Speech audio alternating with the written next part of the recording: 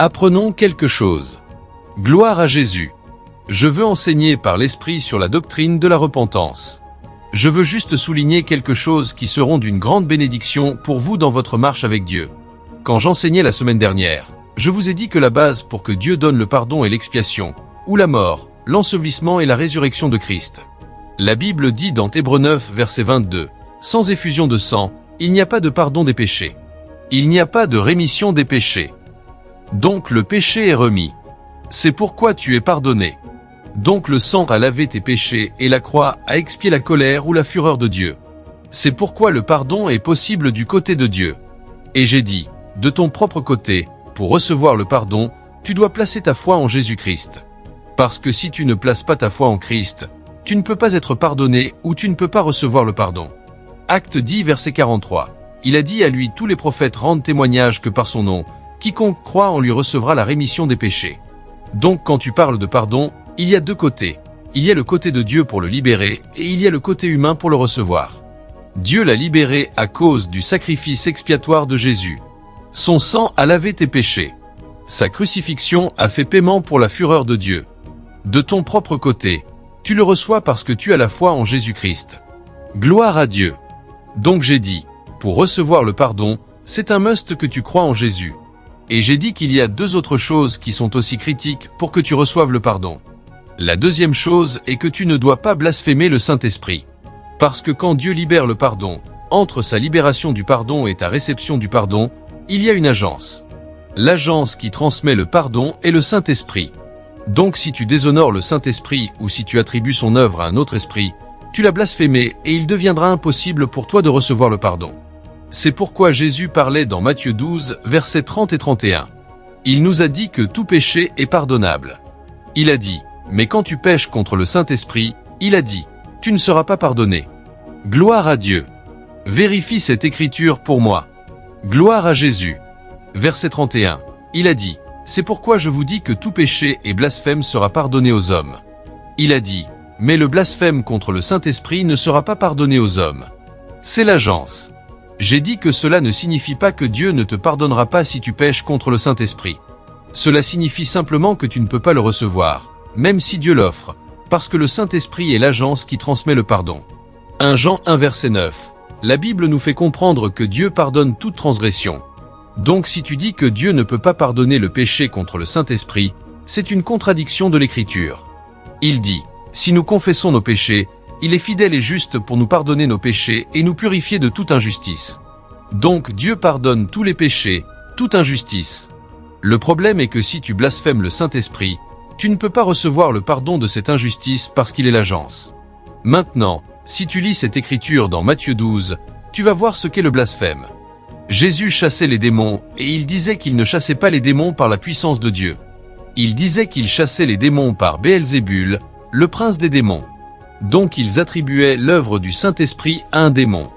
Donc le blasphème, c'est appeler les œuvres de Dieu les œuvres du diable, ou le blasphème, c'est déshonorer l'Esprit de Dieu.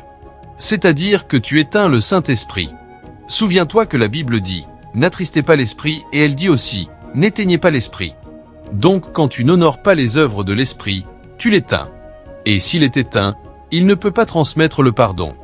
Et quand tu attribues l'œuvre de l'Esprit à un autre, cet Esprit, tu ne peux pas recevoir ce qu'il a à offrir. C'est pourquoi le péché contre l'Esprit est impardonnable. Donc j'ai dit qu'il est critique que tu connaisses et honores le Saint-Esprit pour jouir du pardon des péchés. Et puis numéro 3, j'ai dit qu'il est aussi critique que tu te repentes pour pouvoir recevoir le pardon. Parce que, comme nous allons étudier ce soir, tu verras le rôle de la repentance concernant le pardon et les autres bénédictions que la repentance détient. Quand il s'agit du pardon, il y a quelque chose critique à propos de la repentance. Et je vais te les montrer en guise d'introduction, parce qu'il y a des syllabes plus profondes que nous regarderons. Mais laisse-moi commencer par la prémisse du pardon. Si tu étudies le sujet du pardon en ce qui concerne la repentance, tu remarqueras qu'il est possible pour Dieu de pardonner les actes de péché quand les gens ne se repentent pas. Mais tu découvriras aussi qu'il est impossible pour Dieu de pardonner la nature du péché si un homme ne se repent pas. Dieu peut pardonner les actes de péché sans repentance, mais Dieu ne peut pas pardonner la nature du péché sans repentance. C'est la première chose que tu dois comprendre. Maintenant, quand tu lis ces écritures, tu vas voir beaucoup d'écritures qui rendent la repentance absolue pour le pardon. Et puis tu regardes la vie de Jésus. Tu vois Jésus pardonner des gens qui n'ont pas regretté. Cela apparaîtra comme une contradiction. J'essaie de l'éclaircir pour toi ici. Dieu pardonne les actes de péché dans certains cas quand les gens ne se repentent pas. Mais il ne pardonne jamais la nature du péché. Maintenant, pourquoi Dieu pardonne-t-il les actes de péché? Il y a beaucoup de péchés d'omission que Dieu te pardonnera et dont tu n'es même pas conscient. Donc si Dieu insiste que tu dois te repentir pour chaque acte de péché, nous serions tous condamnés, parce qu'il y a beaucoup. La Bible dit, tout ce qui n'est pas de la foi est péché. Et il y a beaucoup de choses que nous faisons qui ne sont pas de la foi et dont nous ne sommes pas conscients. Donc laisse-moi te donner quelques écritures. Je continue toujours, et je te montrerai pourquoi Dieu opère comme cela. Marc 9 verset 2, Matthieu 9 verset 2, Marc 2 verset 5, Luc 5 verset 20. Tu lis l'histoire de l'homme paralytique.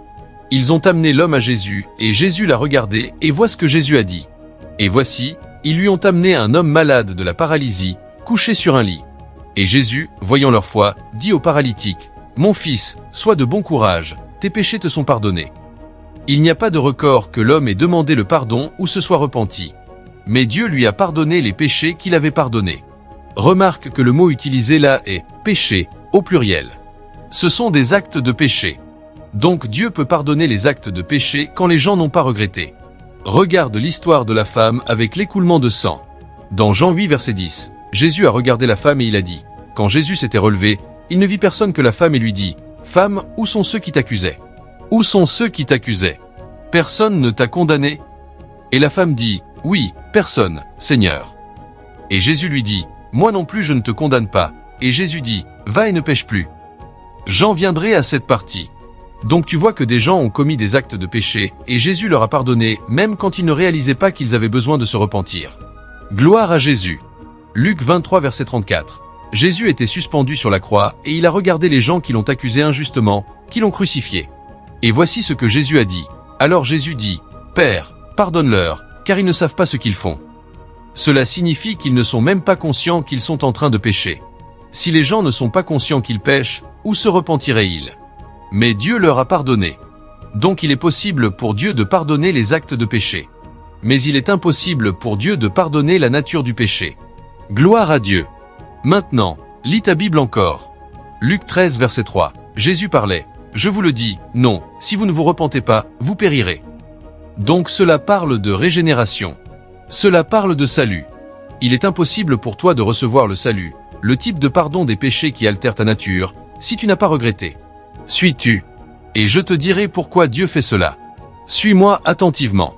Je veux que tu comprennes les dynamiques, parce que quand tu comprends la vérité, elle te bâtit à maturité. Maintenant, pourquoi est-il important de te faire savoir que Dieu pardonne les actes de péché? C'est juste pour te montrer l'amour et la miséricorde de Dieu. Mais tu remarqueras aussi, pendant que nous avançons, que chaque fois que Dieu pardonne un acte de péché, il insiste que tu dois te repentir ensuite, parce qu'il ne veut pas t'encourager à continuer à pécher, même s'il te montre sa générosité. J'en viendrai à cela. Mais établissons d'abord le premier fait. La nature du péché doit être regrettée, alors que les actes de péché, Dieu peut te pardonner, comme nous l'avons vu dans l'Écriture. Jésus a pardonné ceux qui l'ont cloué sur la croix, même quand ils ne savaient pas qu'ils péchaient. Maintenant, allons plus loin.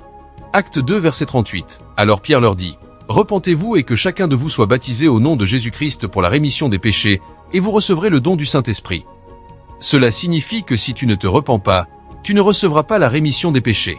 Acte 3 verset 19. Repentez-vous donc et convertissez-vous, afin que vos péchés soient effacés, afin que des temps de rafraîchissement viennent de la présence du Seigneur. Donc quand tu lis l'Écriture, quand Jésus pardonnait des gens qui ne se repentaient pas, ce n'est pas une contradiction de la vérité. C'est en réalité te montrer que Dieu, dans sa bienveillance, peut pardonner les actes de péché. Mais pour que tu sois sauvé, pour que tu reçoives la nature de Dieu, pour que la nature du péché soit enlevée de toi, tu dois te repentir pour que Dieu fasse cela. Maintenant, comment cela fonctionne-t-il? Pour que tu viennes en Dieu et que tu reçoives la vie éternelle et le pardon qui altère ta nature de péché, Dieu aura besoin que tu exerces la foi envers Christ et que tu montres que tu te tournes de la parole vers lui. C'est pourquoi le repentir est un must pour le pardon. Mais si tu commets un acte de péché, quand Dieu te pardonne, il insiste que quand tu t'en vas, tu ne pêches plus, parce qu'il veut que tu vives saintement. Donc pour ceux qui ont la nature du péché, ils viennent pour recevoir une nouvelle nature. Donc ils doivent se détourner de l'ancienne nature et des anciennes voies pour recevoir les nouvelles voies. Mais pour ceux qui ont déjà la nouvelle nature et qui ont péché, Dieu ne veut pas qu'ils continuent dans le péché. Donc quand il leur pardonne à cause de Christ, il insiste qu'ils ne peuvent pas continuer à pécher. C'est ainsi que tu justifies la contradiction apparente entre les Écritures qui parlent de pardon et de repentance. Si tu regardes l'histoire de la femme avec l'écoulement de sang, la femme qui a été prise en adultère dans Jean chapitre 8 versets 10 et 11, Jésus l'a pardonnée avant qu'elle se repente. Il a dit, « Où sont tes accusateurs ?» Elle a dit, « Aucun d'eux n'est resté. » Il a dit, « Moi non plus je ne te condamne pas. Je te pardonne. » Il a dit, « Mais voici, va et ne pêche plus. Je t'ai pardonné à cause de ma magnanimité, mais tu ne peux pas continuer dans l'adultère, parce que si tu continues dans l'adultère, il y a des conséquences. Et donc, pendant que je continue à enseigner ce soir, je te montrerai les conséquences de vivre dans le péché, juste parce que tu es pardonné. Chaque péché que tu as commis, Dieu est disposé à te le pardonner, surtout si tu le demandes. Mais au cas où tu veux continuer parce que tu as le pardon, il y a des conséquences. C'est pourquoi la repentance est un must avant que tu donnes ton cœur à Christ. Tu te repens afin que tu reçoives le salut. Après que tu as donné ton cœur à Christ, si tu es pardonné, tu dois te repentir afin que tu ne continues pas dans le péché. Le premier te donne le salut. Le second fait pour une vie sainte. Donc il y a une équation qui doit être équilibrée. Tu dois être sauvé et tu dois vivre saintement. Ton repentir avant le pardon de ta nature de péché te donne le salut. Il te donne la nature de Dieu. Ton repentir après que tu as été pardonné des actes de péché insiste que tu vives saintement afin que tu grandisses avec le Saint-Esprit pour devenir comme Dieu expérientiellement. Maintenant, exaltons encore plus d'Écriture pour t'apporter plus de clarté. J'ai écrit, quand il s'agit de la nature du péché, Dieu insiste sur la repentance d'abord afin que tu reçoives le salut. J'ai dit, mais quand il s'agit des actes de péché, bien que Dieu insiste sur la repentance, elle peut venir même après le pardon. Mais Dieu insiste dessus afin que tu vives saintement. Parce que Dieu veut que tu sois sauvé et Dieu veut que tu vives saintement. Si tu ne te repens pas, tu ne peux pas recevoir le salut. Après que tu te repens, tu ne peux pas continuer dans le péché. Tu dois vivre saintement. C'est pourquoi l'équilibre est ainsi. Gloire à Dieu. Alléluia. Loué soit Dieu. Et donc il y a de nombreuses écritures qui vérifient ce point de vue. Matthieu 11 verset 20. Jésus a rencontré une ville entière qui avait besoin de salut mais a refusé la repentance. Et Jésus est allé jusqu'à maudire cette ville pour te faire savoir que le salut ne peut pas arriver. Le pardon et la régénération de la nature du péché ne peuvent pas arriver sans repentance. Il a dit. Alors il commença à reprocher aux villes dans lesquelles la plupart de ces miracles avaient été accomplis, parce qu'elles ne s'étaient pas repenties. Donc Dieu attend de tout pécheur qui n'a pas encore reçu Christ qu'il se repente afin qu'il puisse recevoir le salut. Si tu ne le fais pas, Luc 13 verset 3 dit que tu périras. Matthieu 11 verset 20 déclare que Dieu te renoncera. C'est pourquoi quand nous sortons, nous prêchons la repentance, parce qu'il n'y a aucune façon que tu puisses entrer dans le salut sans te détourner de tes péchés, sans te détourner de ton ancienne nature. C'est le seul moment où tu entres dans l'économie du pardon. Et puis quand tu entres dans l'économie du pardon, nous commençons maintenant à insister sur la repentance, non pas nécessairement parce que si tu ne le fais pas, Dieu dans sa générosité pourrait ne pas te pardonner. Nous avons vu Jésus pardonner des gens qui ne se sont pas repentis. Mais nous savons que Dieu ne peut pas te permettre de ne pas vivre saintement. Donc nous continuons à prêcher la repentance à ceux qui sont sauvés, parce que Dieu insiste sur une vie sainte. Regarde la façon dont Acte 17 verset 30 le met. Il dit, Dieu commande aux hommes partout de se repentir. Dieu leur commande partout de se repentir. Donc pour celui qui n'a pas encore reçu Christ, il doit se repentir pour recevoir Christ afin que la nature du péché puisse être traitée. Celui qui a reçu Christ, bien que Christ puisse le pardonner sans qu'il se repente, mais Dieu insistera qu'il se repente même après qu'il est pardonné, parce que la sainteté est un must. La Bible dit, sans elle, personne ne verra Dieu. Pourquoi je te montre cela? Afin que tu saches que nous sommes dans une génération très scolastique. Tu peux aller quelque part et dire à un croyant, si tu ne te repens pas, tu ne seras pas pardonné.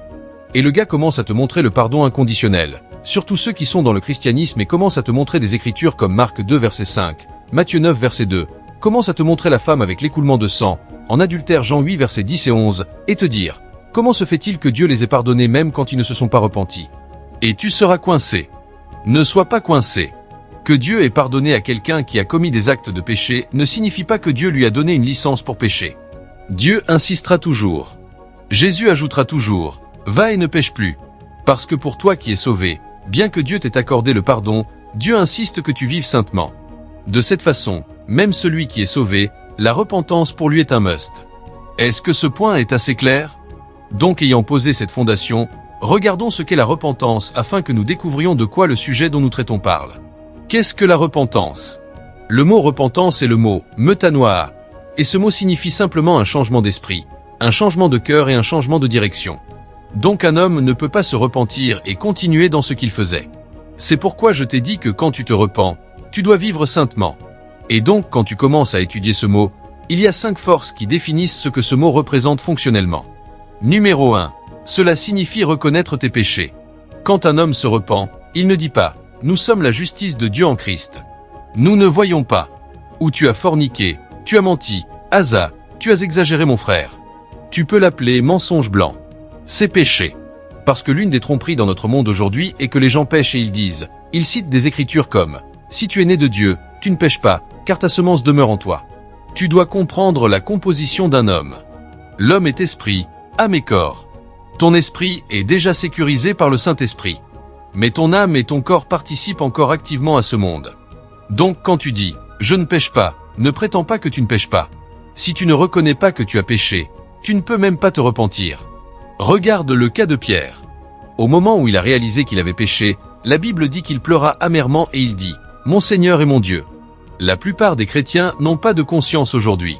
Quand ils pêchent, ils se lèvent et disent non, ils sont la justice de Dieu en Christ. Ils ne peuvent pas voir. Et ils parlent juste de choses drôles et ils s'enfoncent de plus en plus dans le péché. C'est pourquoi ils restent des enfants, parce qu'ils souscriront au pardon, mais ils ne connaissent pas l'exigence rigide de la vie sainte. Et donc Dieu ne peut pas leur confier le royaume. Rencontre-les après 20 ans, ils sont où ils étaient. Ils n'ont pas avancé nulle part, parce qu'ils ont fait compagnie avec le péché, parce qu'ils ont étudié le pardon et ils ont compris qu'ils ont le pardon en Christ. Et donc ils ont pensé que cela est devenu une licence. Donc ils ont senti que la repentance n'est pas importante. Donc nous savons que nous avons le pardon en Christ, mais nous savons aussi que la repentance est un must si nous devons vivre saintement. Et donc la première signification de la repentance est de reconnaître tes péchés. Et quand je dis reconnaître ton péché, je dis reconnaître le mal que tu as fait devant Dieu et devant les hommes. Ne deviens pas endurci de cœur et ne le reconnais pas. Psaume 51 verset 3. C'était David qui parlait. Il a dit « Car je reconnais mes transgressions, mon péché est toujours devant moi ». C'est un homme honnête. C'est un homme qui veut vivre saintement. C'est un homme qui veut se détourner de son iniquité. C'est un homme qui ne veut pas être compagnon avec le péché. Il l'a reconnu. Mais vois, la repentance ne s'arrête pas ici. Après que tu as reconnu tes péchés, il y a une autre profondeur à la repentance. C'est ce que la Bible appelle la tristesse selon Dieu. La tristesse selon Dieu n'est pas nécessairement la peur des conséquences du péché. C'est en réalité le regret pour l'erreur que tu as commise. Et donc quiconque se repent sincèrement doit avoir une tristesse selon Dieu. 2 Corinthiens 7 versets 9 et 10, il a dit « Maintenant je me réjouis, non pas de ce que vous avez été attristés, mais de ce que vous avez été attristés pour la repentance. Car vous avez été attristés selon Dieu, afin que vous ne subissiez aucun dommage de notre part en rien. » Au verset 10, qui est mon emphase. Car la tristesse selon Dieu produit une repentance à salut, mais la tristesse du monde produit la mort. Donc il y a un type de tristesse qu'un homme qui se repent sincèrement ressent dans son cœur, regrettant ce qu'il a commis et prenant une résolution de ne plus le faire. Donc la repentance n'est pas juste pleurer et verser des larmes. C'est un regret sincère pour ce que tu as fait et un engagement à ne plus le faire. Quand ces choses arrivent dans ton esprit, sache que la repentance est à l'œuvre à l'intérieur de toi. Donc la repentance est d'abord de reconnaître tes péchés. Numéro 2, c'est la tristesse selon Dieu. Et puis numéro 3, c'est se détourner des actions du péché que tu as commises ou de l'attitude du péché que tu as maintenue. Proverbe 28 verset 13, il dit « Celui qui couvre ses péchés ne prospérera pas ». Il a dit « Mais celui qui les confesse et les abandonne obtiendra miséricorde ». Donc quiconque veut marcher dans la justice, marcher dans la sainteté et maximiser le pardon doit nécessairement se détourner. Donc la repentance nécessite que quand tu ressens cette tristesse, tu te détournes de cet acte ou de cette attitude. Puis numéro 4, la repentance implique aussi de se tourner vers Dieu. Donc quand un homme se repent, il ne se détourne pas juste du péché et commence à vivre pour lui-même. Quand un homme se repent sincèrement et qu'il se détourne du péché, il doit se tourner vers Dieu, parce que s'il ne se tourne pas vers Dieu, il s'est repenti pour rien. Gloire à Jésus. Dans Joël 2 versets 12 et 13, il a dit « C'est pourquoi aussi dit l'Éternel, tournez-vous même vers moi de tout votre cœur, avec jeûne, avec pleurs, avec deuil. Et déchirez votre cœur et non vos vêtements. » Il a dit « Tournez-vous vers l'Éternel votre Dieu, car il est gracieux et miséricordieux, lent à la colère et grand en bonté, et il se repent du mal. » Donc Dieu attend que quand tu te repens, tu te tournes vers lui. Tu dois revenir à lui. C'est ce que nous avons vu dans l'histoire du fils prodigue. Numéro 1. Il a réalisé ce qu'il avait fait. La Bible dit, quand il est revenu à lui-même, il a regretté ce qu'il avait fait. Et puis il en a été attristé. Nous l'avons vu se lamenter qu'il n'est même pas qualifié pour être comme l'un des serviteurs dans la maison de son père. Et ce n'était pas tout. Nous avons vu qu'il s'est détourné de cette attitude parce qu'il regrettait de l'avoir fait. Et puis nous avons vu qu'il ne s'est pas juste détourné, il est retourné vers son père. Il est revenu à la maison de son père. Et quand il est revenu à la maison de son père, nous avons vu que le pardon l'attendait déjà. Le père ne l'a pas nécessairement pardonné à cause de ce qu'il a dit, parce que même avant qu'il parle, nous avons vu que le père a bondi de la maison, l'a rencontré sur la route, l'a embrassé, l'a serré dans ses bras, lui a donné des sandales et lui a donné un anneau. Donc le pardon était disponible. Mais que ce pardon était disponible ne signifie pas que la repentance devrait être excusée. Le gars a dû se repentir pour être restauré. Gloire à Dieu. Donc l'un des bénéfices de la repentance dont je parlerai est la restauration. Donc au-delà du pardon, il y a la restauration en Dieu. Il y a une place où tu es en Dieu que si tu continues dans le péché, tu n'atteindras pas. C'est pourquoi beaucoup de grands chrétiens ne sont rien. Abomination sur la face de la terre. Des princes marchent à pied. Des mendiants montent à cheval. Ils sont encore princes. Ils n'ont pas été détrônés. Ils sont encore princes, mais ils marchent à pied. Donc si tu ne te repens pas, bien que Dieu t'ait accordé le pardon, tu fonctionneras comme un esclave. C'est pourquoi c'est un must pour toi de te repentir. Gloire à Dieu. Et puis numéro 5. Qu'est-ce que la repentance implique? Des bonnes œuvres. Quand un homme se repent, il le montre par ses œuvres. Nous sommes dans une génération aujourd'hui où les gens disent « Tu n'as pas besoin de faire quoi que ce soit, Dieu t'aime tel que tu es ». Et puis certains deviennent soit des chrétiens non productifs dans leur vie, d'autres ne sont pas des idoles, mais ils sont sans pertinence autant que le dessein est concerné. Tout le monde qui se repent le suit avec de bonnes œuvres. Gloire à Dieu. Et donc dans Actes 26 verset 20, il dit « Mais j'ai montré d'abord à ceux de Damas, à Jérusalem et dans tout le pays de Judée, et puis aux gentils, qu'ils devaient se repentir et se tourner vers Dieu et faire des œuvres dignes de la repentance. » Donc ils se repentent, ils se tournent vers Dieu et ils font les œuvres. Donc la repentance a des œuvres. Elle a des œuvres qu'elle insiste. Des œuvres comme la vie sainte, des œuvres comme le service à Dieu, des œuvres comme les vertus d'humilité, d'amour, de patience, de bonté. Toutes ces choses sont les fruits de la repentance. Elles sont les œuvres de la repentance. Quand un homme se repent, ces choses poussent naturellement de lui. La sainteté devient son style de vie. C'est naturel pour lui. Le service à Dieu est normal pour lui. L'humilité, les vertus de Dieu, elles commencent juste à couler. Quand tu trouves quelqu'un qui te dit qu'il s'est repenti et que tu ne vois pas d'œuvre de justice ou des fruits de repentance, sois prudent. Il y a beaucoup de loups en vêtements de brebis. Il y a des preuves extérieures d'une repentance sincère. Matthieu 3 verset 8. Le Maître lui-même parlant, il a dit « Produisez donc des fruits dignes de la repentance ». Donc la repentance est d'abord de reconnaître le péché. La repentance est la tristesse selon Dieu. La repentance est se détourner des actions pécheresses ou des actes pécheurs. La repentance est se tourner vers Dieu dans la soumission. Et la repentance a des œuvres de justice ou des fruits de repentance. Et certains d'entre eux, j'ai énuméré la vie sainte, le service à Dieu, les vertus de l'esprit ou les fruits de l'esprit comme l'amour, la patience, la tempérance, la douceur. Quand tu te repens, cela se montre. Tu ne peux pas te repentir et rester endurci. C'est pourquoi la tristesse, selon Dieu, arrive dans le protocole. Dieu te brise. C'est ainsi que la repentance fonctionne. Et il y a beaucoup de personnes qui disent qu'elles se sont repenties. Elles ne l'ont pas fait, parce que ces choses ne sont pas là. Donc je l'ai énuméré comme cela, afin que tu puisses voir le protocole. Numéro 1. La conviction, où Dieu te montre que ce que tu as fait est mal. Donc il ne peut pas y avoir de repentance sans conviction. C'est là que tu reconnais ton péché. Le Saint-Esprit te montrera que cette chose n'est pas cohérente et tu ne peux pas le nier. Tu le sauras que ce que Dieu a dit est vrai.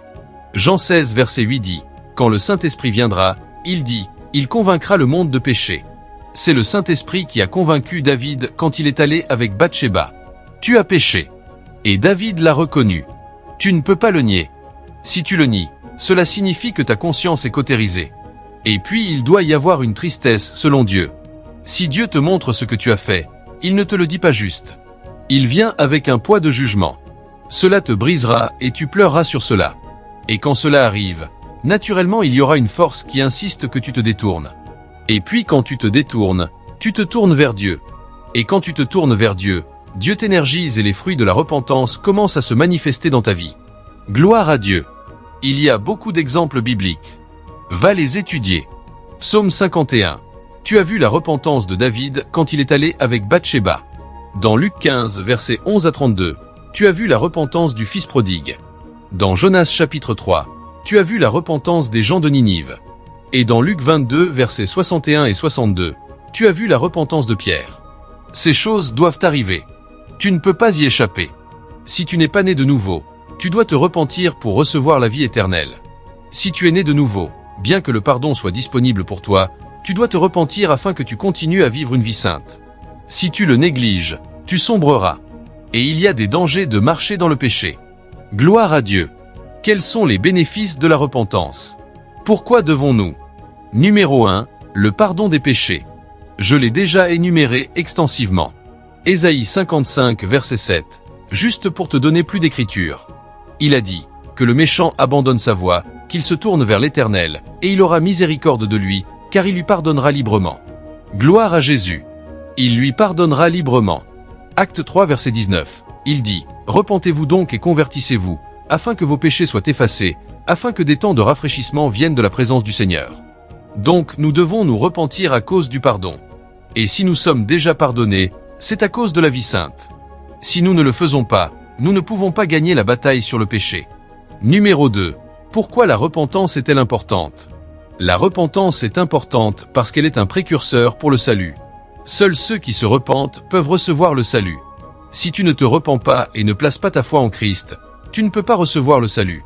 Dans Luc 15, verset 7, il a dit, « Il y aura plus de joie dans le ciel pour un seul pécheur qui se repent que pour 99 justes qui n'ont pas besoin de repentance. » Il y a plus de joie.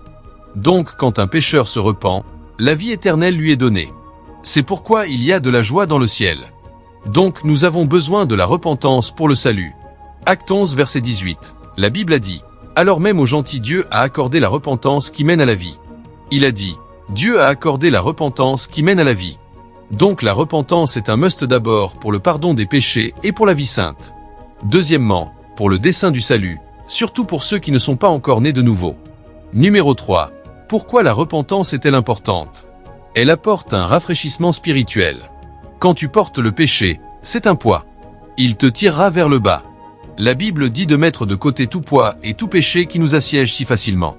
Donc si tu ne te repens pas, tu portes le poids du péché. Tu portes la culpabilité du péché. Il y a beaucoup de choses que tu ne peux pas faire. C'est pourquoi ceux qui pêchent ne peuvent pas prospérer. C'est difficile pour eux. Ils portent des bagages inutiles. De cacher la femme qu'ils fréquentent qu'ils cachent à leur femme, de l'argent qu'ils ont volé et qu'ils cachent à l'autorité. Donc ils n'ont pas la liberté que l'homme juste a. Regarde certaines personnes aujourd'hui. Il y a des endroits où ils ne peuvent pas aller. Et certains sont chrétiens. Allons dans ton quartier pour l'évangélisation. Dieu a dit que nous devions aller gagner des âmes à Loka. Ils disent Loka parce que si tu vas dans leur quartier, ils ne savent pas qu'ils sont chrétiens. Ils viennent à l'église, ils font, mais quand tu vas dans le quartier, ils ont 7 petites amies. Donc quand ils portent la Bible, les gens se demandent « D'où viens-tu » Donc afin de ne pas avoir de surprise, ils n'iront jamais pour cette évangélisation. Tu ne peux pas vivre comme cela. Tu as besoin d'air frais. Tu as besoin de respirer afin que ton destin puisse couler. Gloire à Dieu. Acte 3, verset 19 dit « Repentez-vous, tournez-vous vers Dieu, vos péchés seront effacés et des temps de rafraîchissement viendront de la présence du Seigneur. » Gloire à Dieu. Numéro 4. Pourquoi la repentance est-elle si importante? Elle te délivre de la culpabilité, du poids de la culpabilité et de la condamnation. Psaume 32, verset 5. « J'ai reconnu mon péché envers toi et mon iniquité, je ne l'ai pas caché. J'ai dit, je confesserai mes transgressions à l'Éternel. Et toi, tu as pardonné l'iniquité de mes péchés. » Une autre traduction l'appelle la culpabilité de mes péchés. Donc la repentance te délivre du poids de la culpabilité. Je ne te dis pas que j'ai vécu juste toute ma vie. J'ai péché. Mais par la grâce de Dieu, quand je pêche, je me repens. Et c'est la pratique de tout croyant. Et je ne dis pas de te repentir afin que tu le fasses l'année prochaine ou dans 2 ans. Non. Va lire ta Bible. David n'est pas allé à Bathsheba 2 fois. Donc ne te repens pas une semaine et retourne la semaine suivante.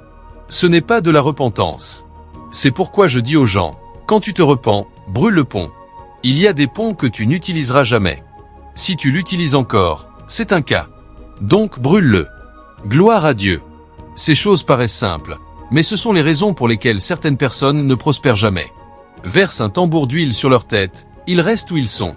C'est pourquoi certaines personnes ne jouissent jamais de ce que Dieu a pourvu, parce qu'elles ont fait du péché leur style de vie. Et parce qu'elles peuvent le cacher aux hommes, elles ne savent pas que le royaume de l'esprit est plein Dieu. Tout le monde dans le royaume de l'esprit est conscient, de Dieu aux anges aux démons.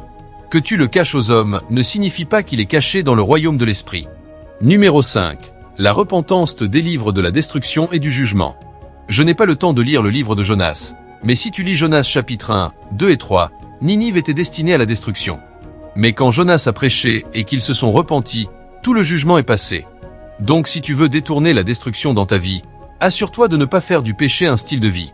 Je vous ai dit ici à plusieurs reprises, quand j'étais un jeune chrétien, quand je voyais des choses arriver aux gens, je commençais à questionner Dieu. Pourquoi ce genre de choses arriverait-il ? Pourquoi as-tu permis que cette chose arrive ? N'as-tu pas dit que tu es Dieu ? N'es-tu pas souverain ? N'as-tu pas vu que Satan venait ? Quand j'ai commencé à interagir avec les gens, j'ai découvert. Prie pour les gens autant que Dieu te donne la grâce.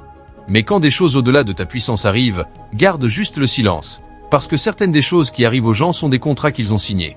En fait, certains le savent, cela arrivera. Ils le savent. Ils t'appellent. Tu pries pour eux. Ils savent ce qu'ils ont fait. Si Dieu ne te donne pas une parole pour les confronter, tu prieras et prieras ta vie, tu ne verras aucun signe d'amélioration. Et puis peut-être que Dieu te dit maintenant, demande-lui ce qu'elle a fait il y a 7 mois quand elle était enceinte, où est-elle allée l'année dernière en février avec une chèvre. Alors tu les vois, je ne voulais pas cette grossesse. Ils ont juste enterré la chèvre et tu veux qu'ils versent un tambour d'huile sur ta tête. Eh bien ils disent, nous devons enterrer la chèvre. C'est mon père. Et si tu pries et que les choses n'arrivent pas, demande à Dieu, dois-je rester ici ? Y a-t-il quelque chose qu'ils ne me disent pas ? J'ai une vie à vivre. C'est pourquoi tu as besoin des dons de l'esprit. Les gens ne sont pas honnêtes. Oh, ils pleureront. Il a dit, ils savent la cause. Ils savent que la destruction vient. Ils leur ont dit. Ils ont signé le contrat avec leur sang. Ils ont donné leur volonté. Je ne dis pas que les gens ne combattent pas des batailles. Il y a des personnes honnêtes et sincères qui combattent des batailles et nous continuons à labourer avec elles dans les prières. Mais je te dis, beaucoup de gens savent pourquoi la destruction ne les quittera jamais et ils ne se repentiront pas sincèrement. Si tu veux, pleure comme un crieur public. Ils continueront jusqu'à ce qu'ils soient coupés. Cela ne sera pas ta portion au nom de Jésus. Numéro 6. La repentance te donne accès au royaume de Dieu. C'est pourquoi Jésus l'a prêché. Les apôtres l'ont prêché. Matthieu 4 verset 17. Repentez-vous, car le royaume des cieux est proche. Marc 1 verset 15. Le temps est accompli. Le royaume de Dieu est proche. Repentez-vous et croyez à la bonne nouvelle. Vois, si tu marches avec Dieu, tu sauras tout ce discours de dire « Toutes choses sont à vous, toutes choses sont à vous ». Ce sont des légalités spirituelles. L'héritier, tant qu'il est enfant, n'est pas différent d'un serviteur, bien qu'il soit seigneur de tout. Toutes choses sont à vous. Mais ce que tu accèdes est seulement ce qui t'est confié. Les œuvres accomplies de Christ rendent toutes choses disponibles. Ta coopération avec la parole et le Saint-Esprit permettent à Dieu de te le confier. Regarde mon fils assis là.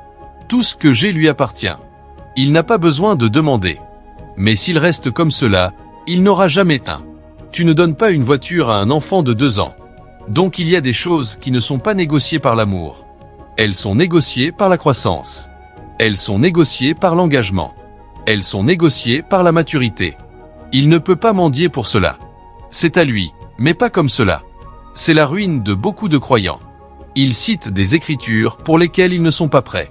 Tu ne te repens pas. Il y a des règnes dans ce royaume que tu ne toucheras jamais. Je te le dis. Ce n'est pas à propos de crier. Vois ce pourquoi je laboure ici. Il y a des ministres qui peuvent juste se tenir là et dire « Quelqu'un crie Alléluia ». C'est assez. Toute la ville se rassemblera. Si je veux, triplons ces micros, et que je crie. Mon costume entier devrait être mouillé. Ce n'est pas le volume qui les amène. C'est un dépôt.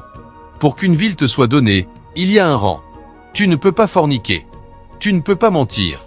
Tu ne peux pas exagérer. Tu ne peux pas avoir de l'amertume, avoir de l'irréconciliation et penser que Dieu peut te donner certaines choses. Pas moyen.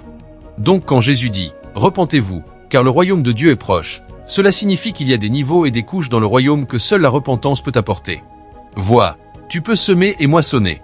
C'est un principe. Mais il y a un niveau de prospérité dans ce pays qui est un dépôt. Il ne respecte pas semer et moissonner. Dieu te le confiera parce qu'il a vu ton cœur. Tu peux prier. Tu peux jeûner. Tu peux avoir de la révélation et de la volonté. Mais il y a un niveau d'autorité dans ce royaume que tu n'auras jamais, même si tu es assis avec Christ dans les lieux célestes. Parce que si Dieu te permet, avec de l'amertume, d'avoir cette autorité, tu tueras 10 personnes chaque semaine. Donc oui, tu es assis avec Christ dans les lieux célestes. Mais quel est le niveau de douceur? Quel est le niveau de patience afin que tu ne tues pas les enfants de Dieu avec cette autorité? Donc, disponible en Christ, accessible par la maturité. Vois où nous sommes ici. Il a dit, si Dieu te donne le genre de puissance que tu confesses, tous tes amis seraient morts. Imagine si Dieu fait tout ce que tu demandes ou penses. Imagine ce que tu as pensé en un mois. Imagine certaines des choses que tu as pensées en un mois. Quelqu'un t'a insulté et tu dis, il est fini. Et puis Dieu le finit. Nous découvrirons juste qu'un tiers du monde mourra. Encore un, tu accompliras l'agenda globaliste. Tu réduiras la population mondiale. Donc ici, accéder aux dimensions et au règne dans le royaume est une fonction de la repentance.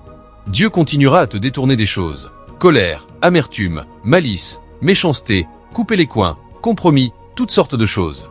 Et plus tu te détournes, plus d'autorité viendra. Plus d'autorité et tu feras la même chose que tu fais, mais tes résultats seront différents. Et puis tu te demandes ce qui s'est passé. Tu as changé. Donc l'une des façons dont Dieu te change est d'identifier les erreurs, de les enlever et tu bouges. Je te le dis. Numéro 7. Pourquoi la repentance est-elle importante? Elle est importante parce qu'elle permet une vie transformée. Si tu ne te repens pas, tu ne peux pas être transformé. J'ai déjà cité pour toi Acte 11 verset 18. Il dit, même aux gentils, il a accordé la repentance qui mène à la vie. Des temps de rafraîchissement viennent de la présence du Seigneur quand nous nous repentons. Donc ta vie devient meilleure pendant que tu continues à te repentir. Pendant que tu continues à te détourner, tu vois que la qualité de ta vie augmente. Donc la transformation va dans la direction de la repentance. Numéro 8. Pourquoi la repentance est-elle importante? Elle apporte de la joie à Dieu et aux cieux. Matthieu 15 verset 7. La Bible a dit, il y a grande réjouissance dans le ciel pour une seule âme qui se tourne vers Dieu. Donc quand les gens sont sauvés, quand les gens se repentent, cela apporte une grande joie dans le ciel. Donc chaque fois que tu coopères avec le Saint-Esprit pour amener des gens à être sauvés ou à se repentir, tu organises un banquet dans le ciel. Donc il y en a parmi nous qui n'organisent pas juste des fêtes pour nos amis. Nous organisons des banquets dans le ciel. Donc nous faisons réjouir le ciel. Nous faisons célébrer le ciel. Quel honneur! C'est pourquoi nous insistons dessus. C'est pourquoi nous pressons pour ces choses. Je veux être sauvé et rester sauvé. Je veux vivre saintement. Je veux vivre au-dessus du joug et du poids du péché. Je veux de l'inspiration chaque jour. Je veux marcher avec l'Éternel. Donc je continue à me repentir. La seule chose pour laquelle je ne me repens pas, c'est ce que Dieu ne m'a pas montré ou ce que la parole ne m'a pas montré. Je le vois, je me repens. Gloire à Dieu. Donc tu dois comprendre ces choses et tu dois t'engager à cela. Une mesure de ta vie changera juste en sachant.